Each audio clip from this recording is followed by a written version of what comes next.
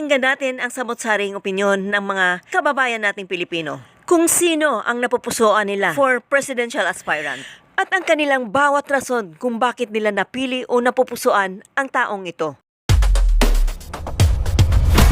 Ngayon po, ano pong pangalan nila? Ate Tess. Ate Tess, matagal na po kayo sa Project 3? Opo. Okay. Mga ilang taon na po? Magwa 1 year pa lang naman. Magwa 1 year pa lang. Okay. Ito po yung tanong ko, Ang tawag po dito ay Kalye Survey, although matagal pa naman. Pero ito, halimbawa, ngayong 2028 na, presidential election, mamili po kayo dito sa aking tuturan, kasi ito po yung mga malalakas. Lahat sila babae. Unang-una po, Vice President Sara Duterte. Ang pangalawa po, si former Vice President Lene Robredo. Ang pangatlo pong malakas, si Senador Grace po. Ngayon, ang tanong po, kanino ka po sa tatlong yan? Sino ba? Parang ang ano ko si Sara. Sara Duterte po. Bakit po, ate? Kasi mas okay yung palakad niya sa Davao. Pero dito po sa dalawang aspirant, kay former VP Lene at saka kay Senador Grace po, meron po ba kayong gustong sabihin sa kanila? Ano po yung idea mo, opinion mo sa kanilang dalawa? Wala. Wala. Okay. Mahalaga talaga ang performance ng isang politiko kapag ito ay tatakbo sa pinakamataas na posisyon. Alam niyo po yan? Senator, tingin po kayo sa camera. Ako po si Kuya Rodel, and welcome sa Rodel's TV. Ngayon po, matagal na kayo dito sa Project 3? Matagal na, 50 taon na. 50 taon na. Ito po yung tanong ko, tungkol po ito sa ating halimbawa lamang, Ngayon ay 2028 na presidential election. Meron pong tatlong babae na mga matunog, malalakas talaga sila maglalaban-laban. Ang una-una po dyan, si Vice President Sara Duterte Carpio, si former Vice President Lene Robredo, at saka si Senador Grace po. Sino ka po dyan sa tatlo? Sino yung nasa puso mo? Sino yung ibuboto mo?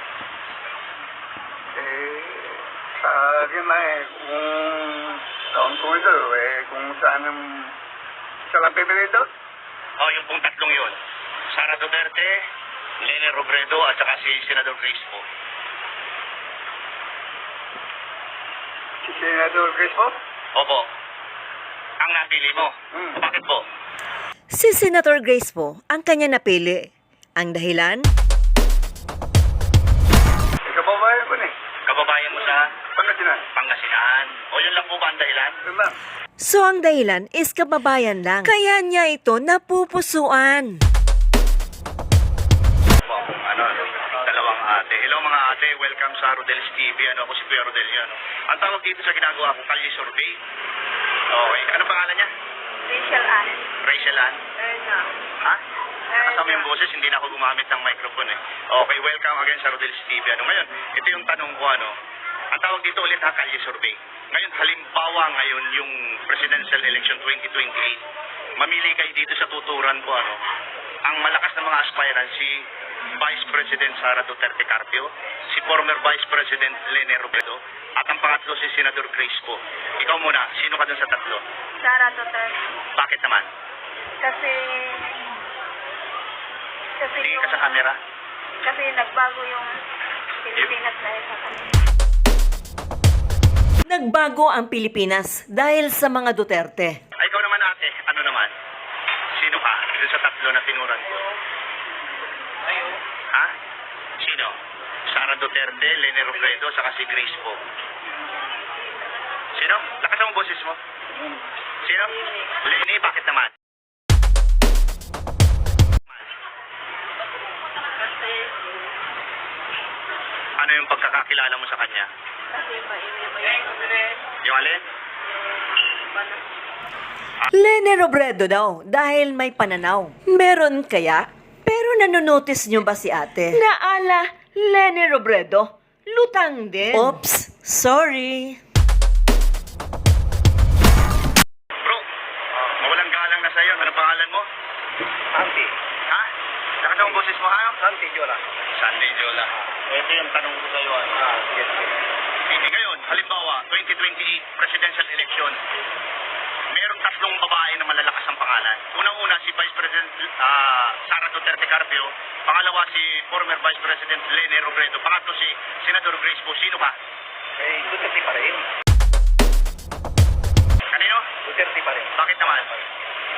maganda yung pamamalakad nila eh. Okay. So yun lang, meron kang gusto idagdag, wala na. Duterte pa rin dahil proven na ang kakayahan ni VP Sara. Ano? And ano pong pangalan nila? Si Russell, Russell. Matagal na po kayo sa Project 3? matagal na. Okay, ito po yung tanong ko. Halimbawa ngayong 2028 presidential election, sino po yung pagpipilian mo dito sa tatlo? Sino yung iboboto mo? Malakas ang tunog nito ni Vice President Sara Duterte Carpio, former Vice President Lele Robredo, at saka si Senador Grace po. Kanino po kayo? Tatlong babae, Oo, tatlong babae. Malalakas yan. kay Vice na. Kanino? Kay Vice. Vice, ano? Si... Sara. Lalaban pa ba kayo? At ang dahilan kung bakit niya ito napili. Bakit po? Maganda naman yung ano nila. Laban nila. Wala, maganda naman. Maliban doon sa magandang pamamalakad niya, ano pa yung gusto niyo idagdag? Ano? Ano ba? Maganda decision na yun eh. Decision making. Okay, kuya, thank you ha. Tayo. Kuya, ano pangalan nila? Richard, oh. Richard, matagal na po kayo sa Project 3? Matagal na. Ngayon, ito po, mamimili lang kayo. No? Halimbawa, ngayon ay presidential election 2028 na, no? Halimbawa lang. Malalakas po ang tulog ng tatlong babae. Vice President Sara Duterte Carpio, former Vice President Lene Robredo, at saka si Senador Grace po. Kanino kayo sa tatlo? Duterte. Bakit po? Ayos naman yung pamamalakad. At saka matagal din siya naging mayor, ano? Siyempre, tsaka nagkaroon din ng disiplina kahit konti. Yung palit pa niya. Ang pamamalakad ay napaka-importante upang ito ay maging basihan sa kanyang pamumuno. Mga kaibigan, mga viewers, ano, meron pa tayong isang nakitang isang brother, ano? Bro, anong pangalan nila? Fernando Okay, ngayon, ito po yung tanong ko, ano, medyo matagal pa naman ito. Kung sakasakali, halimbawa ngayon yung 2028 presidential election, mamili ka sa tatlo. Vice President Sara Duterte Carpio, former Vice President Lene Robredo, at saka si Senador Grace po. Kanino ka sa tatlo? Sara.